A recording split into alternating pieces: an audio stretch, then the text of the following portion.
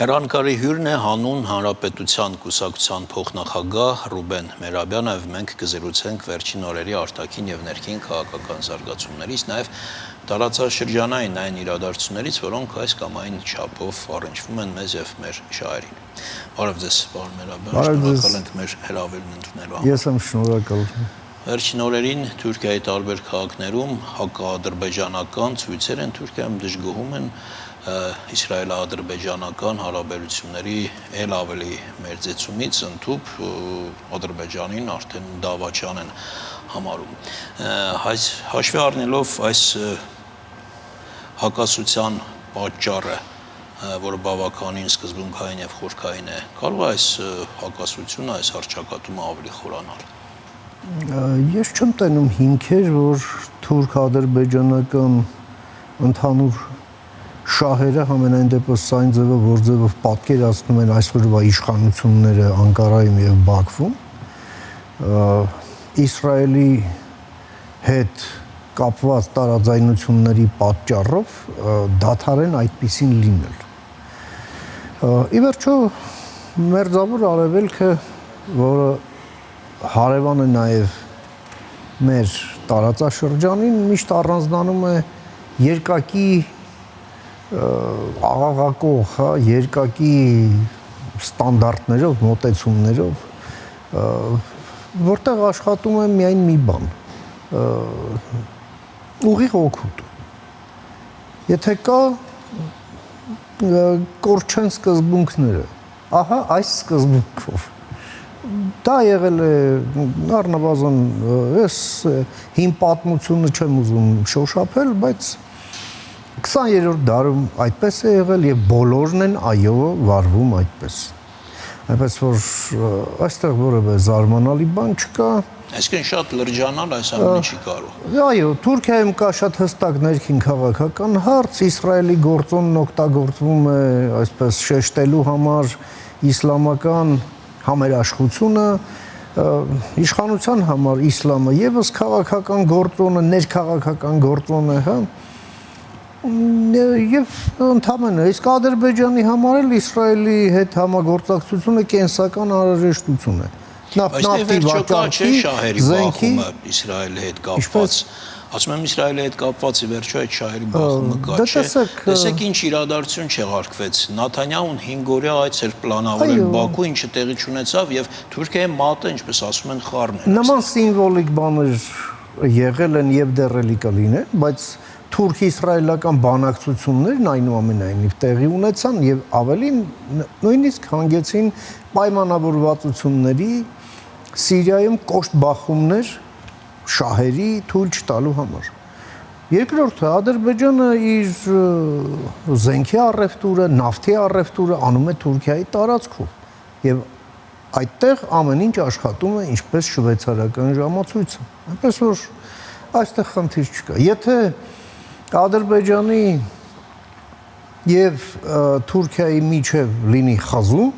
ինչը ես շատ դժվար եմ պատկերացնում, կամ ավելի ճիշտ կլինի ասել գրեթե չեմ պատկերացնում, դա կլինի միայն Անկարայի որոշմամբ։ Եթե Իսրայել-Ադրբեջան խզում լինի, դա կլինի Իսրայելի իշխանության որոշմամբ, ինչ-ինչ հանգամանքների բերումով։ Երկուսի դեպքում էլ ես այս պահին առնվազն դրա հիմքերը չեմ տեսնում։ Այո, մեր տարածաշրջանն առանձնանում է երկակի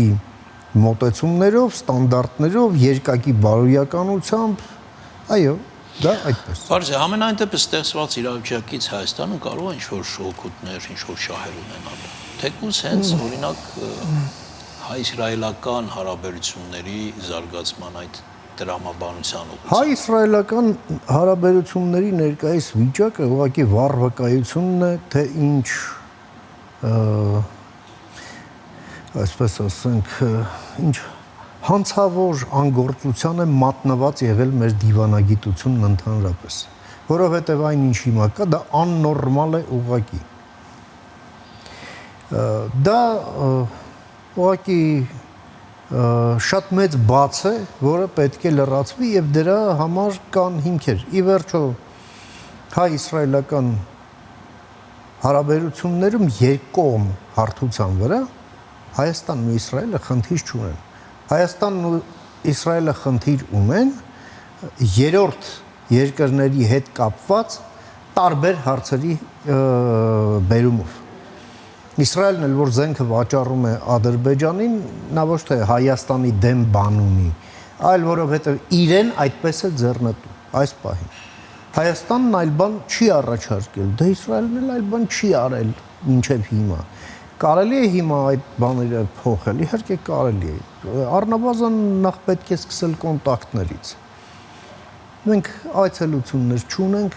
շփումներ չունենք, պաշտոնական, հա։ Վերսկսել կոնտակտները, որովհետև ինչ-որ մի բան կարծես թե փորձել արվեց։ Դե փորձեր, ուրեմն լավ չեմ փորձել։ Ի վերջո այս ամենը, այո, մենք մեծ հնարավորություններ ունենք բավականին հարուստ օրակարգ ունենալու։ Եվ ես ուղղակի չեմ պատկերացնում, թե ինչու դա չպետք է արվի։ Պարոն Մելաբյան, հայ-ադրբեջանական հարաբերություններում ըստ ձեզ հիմա ինչ փուլ է, ինչ վիճակ է։ Տեսեք, տեղեկություն է տարածվում, որ դիվանագիտական խողովակներով հայ-ադրբեջանական շփումները շարունակվում են Հաուսան պայմանագրի այդ թեմայի շուրջ։ Մյուս կողմից երբեմն Ադրբեջանը սադրանքների է գնում, վերջին կրակոցները խոզնավարում։ Երբեմն այդ մեղադրանքները թե հայկական կողմը կրակ է բացել։ Մի խոսքով, երկու այսպես որոշակիորեն հակասող իրադարձություններ են տեղ ունենում։ Ինչ փուլ է հիմա այս հարաբերություններում։ Հիմա իհարկե մենք ավարտել ենք բանակցությունները խաղաղության պայմանագրի տեքստի հետ կապված եւ թեւակողել մի նոր փուլ, որ այդ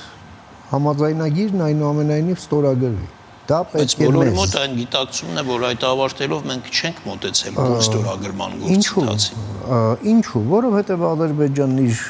քայլերով ինչ է անում։ Նախ ցույց է տալիս, որ դա իրեն պետք չէ։ Մեկ, երկրորդը թունավորում է մթնոլորտը, քաղաքական մթնոլորտը բոլոր հնարավոր եւ անհնարին ձևերով։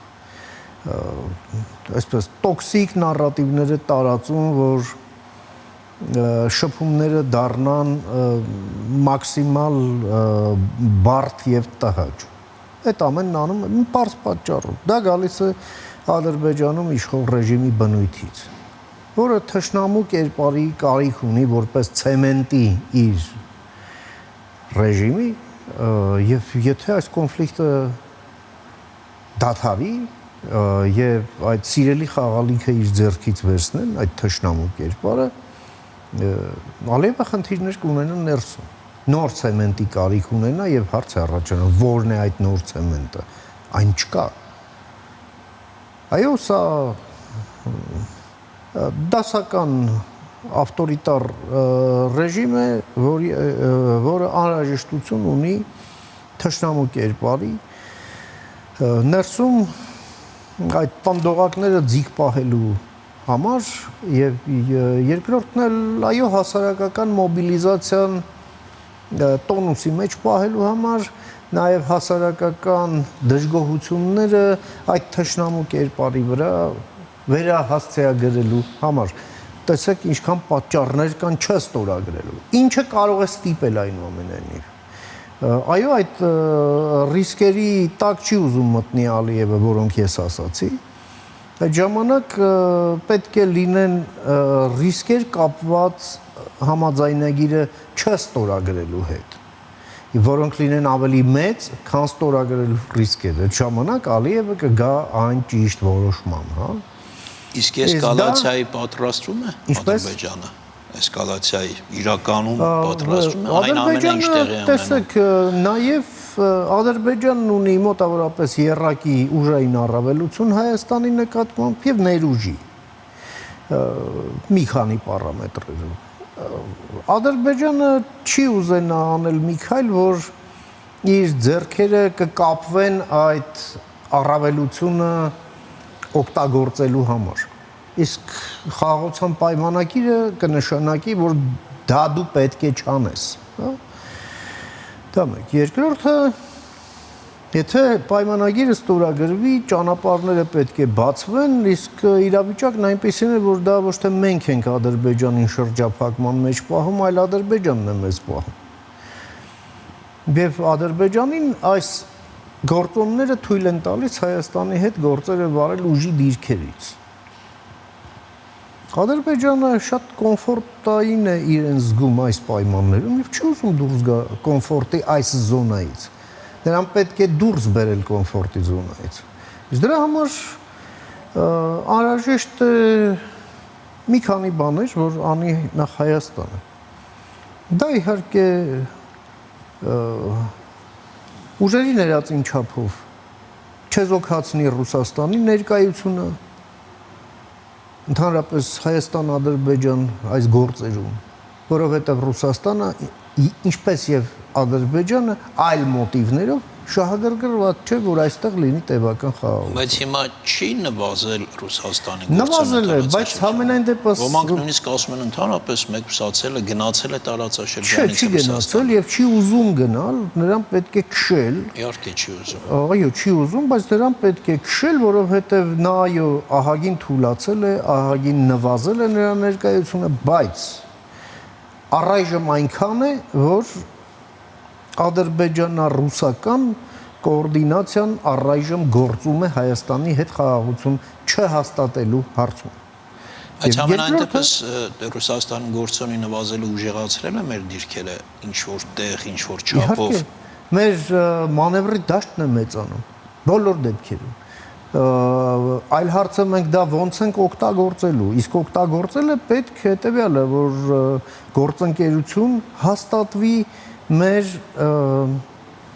այն գործընկերների հետ, համախոհ գործընկերների հետ, որի հետ մենք արդեն ֆիքսել ենք ընդհանրություն շահերում, նպատակներում եւ արժեքներում, եւ այո, նաեւ նրանց մասնակցությունը մեր տարածաշրջանում, ներկայությունը մեր տարածաշրջանում եւս մեծանա, եւ առաջի հերթին խոսքը վերաբերվում է այս իմաստով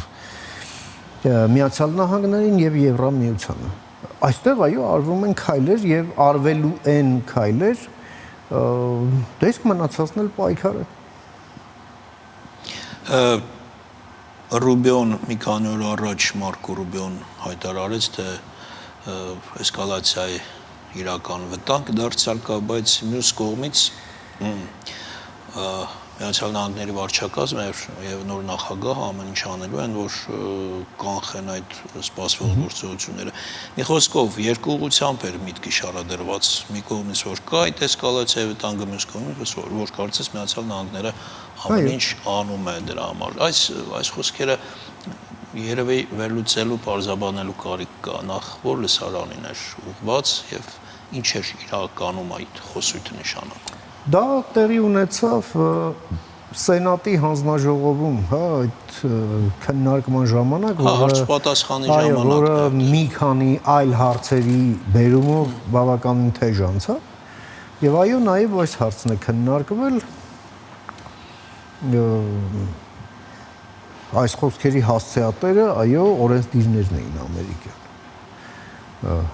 որոնք բավականին, այսպես ասեմ, պրոհայկական տրամադրվածություն ունեն ոչ թե ասենք մեզ շատ սիրելուց, այլ որովհետև այդպես են պատկերացնում ամերիկյան շահերը։ Դա մեկ։ Երկրորդը սա նաև ասվում է հիմնավորելու համար այն քայլերը, որը Միացյալ Նահանգները պետք է անեն, այն էլ այս պայմաններում, երբ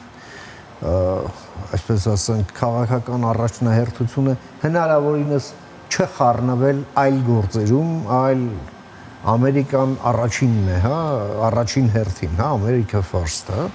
այս սկզբունքով առաջնորդվելու պայմաններում։ Այո, Միացյալ Նահանգների establishment-ը համարում է, որ Միացյալ Նահանգներն այստեղ անելիք ունեն այնուամենայնիվ եւ ունենալու են։ Ես կարծում եմ երկու հետաքրքիր շեշտադրում կար։ Մի կողմից այն, որ նշվում էր որպես հավանական պատերազմի հարձակվող կողմ Ադրբեջան, այսինքն այստեղ հավասարության նշան չի դրվում, ագրեսորը Ադրբեջանն է, եւ երկրորդը, որ մեր նախագահան ամեն ինչ անում է կանխի։ Եվ եթե հանկարծ չի կանխում, դա ինչ որ էսկալացիա լինի, դա ուղղակիորեն հարվածելու է, հա, ամերիկյան վարչակազմի եւ նախագահի հեղինակությանը։ Դա մարտահրավեր է ընկալվելու համենայն դեպս Ամերիկայի կողմից եւ ինչ է անելու Ամերիկան, դա էլ արդեն կախված է այդ պահի որոշումից, հա, եթե այդ հիպոթետիկ հարձակումը լինի։ Հետևաբար մեր անելիքն է այստեղ նաեւ այն, որ Միացյալ Նահանգները պետք է այստեղ ունենա մաքսիմալ հնարավոր շահեր, հա, որ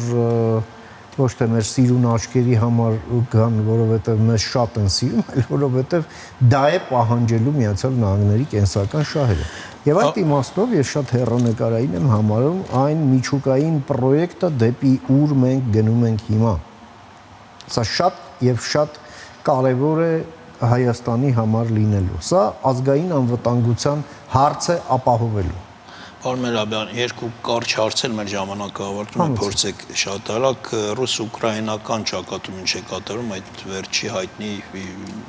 ռազմական օպերացիայից հետո, որը փորձագետները ֆանտաստիկ են համարում, Սարդոստայնը։ Ես ուզում եմ հարցնել, թե այս հակամարտության շարունակության կամ ավարտի որ սցենարն է մեզ համար ավելի այսպես շահեկան։ Ռուսաստանի ջախջախում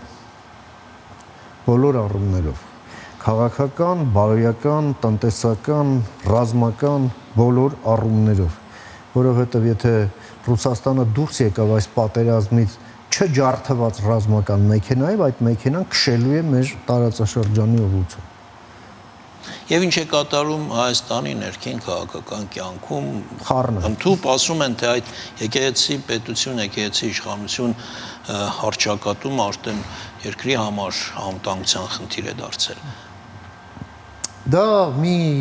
խնդրեմ էր, որը անկախության հենց առաջին իսկ օրվանից լուծված չի եղել, կուտակվել է եւ այսօր ուղղակի պայթում է։ Սա ոչ թե վարչապետի եւ կաթողիկոսի անձնական խնդիր է, սա ինստիտուցիոնալ խնդիր է, որը այո ուղեկցվում է, ինչպես ասում են, եթերային աղմուկով, բայց այն պահանջում է ինստիտուցիոնալ լուծում, որը չկա դեռ։ Եվ այո, այս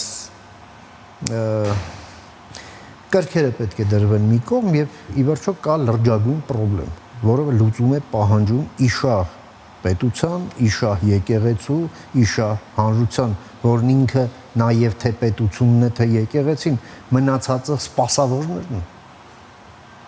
Շնորհակալություն հետաքրքիր զրույցի համար, այսքան արգել հեռուստատողներ, մեր հյուրն էր Ռուբեն Մերաբյանը։